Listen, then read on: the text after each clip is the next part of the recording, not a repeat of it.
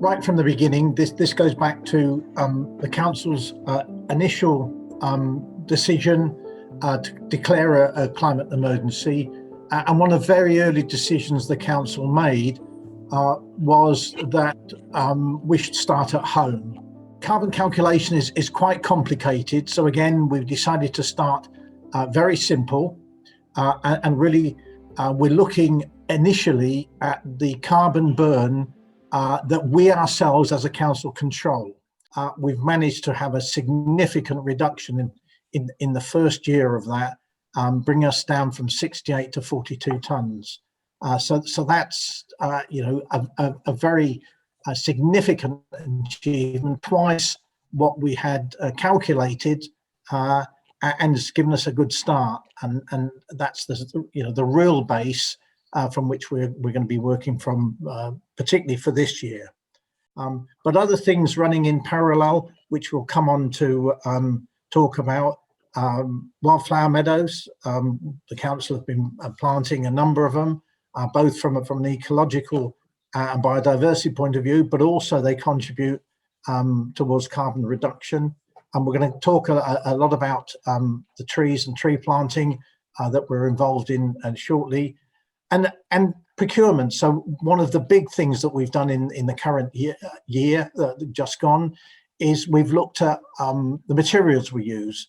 And those of you that have been down and seen, for example, City Recreation Ground, we've renewed quite a number of the footpaths. And rather than lay the traditional bitumen tarmac annum, we've gone for a waste rubber material. And that footpath you see, and some of the areas, the around the playgrounds, the matting and what have you, we've again used a very similar material, and the base of all these materials is either recycled rubber or recycled plastic. And we've just commissioned a scheme for air source heat pumps. The net reduction by changing 2 gas boilers to a series of air source heat pumps is just over 4 tonnes of carbon per annum.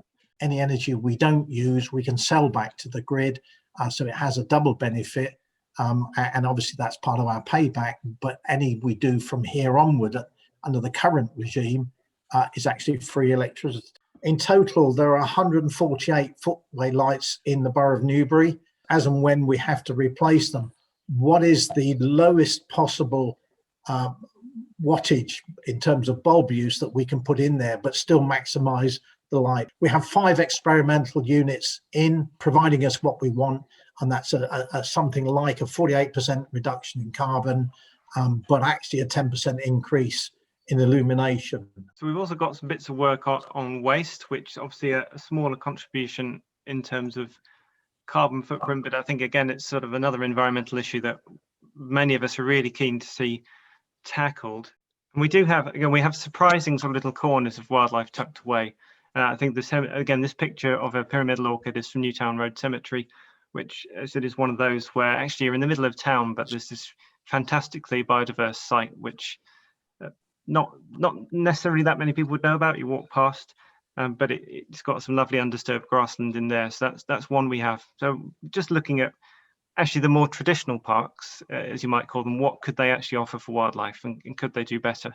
And taking it to where people are rather than sort of making you have to go to it is really what I like to see. So the last thing I want to mention is the grant scheme, which is, so again, aside from the workshop, is the other major part of our strategy on helping the rest of Newbury become more sustainable.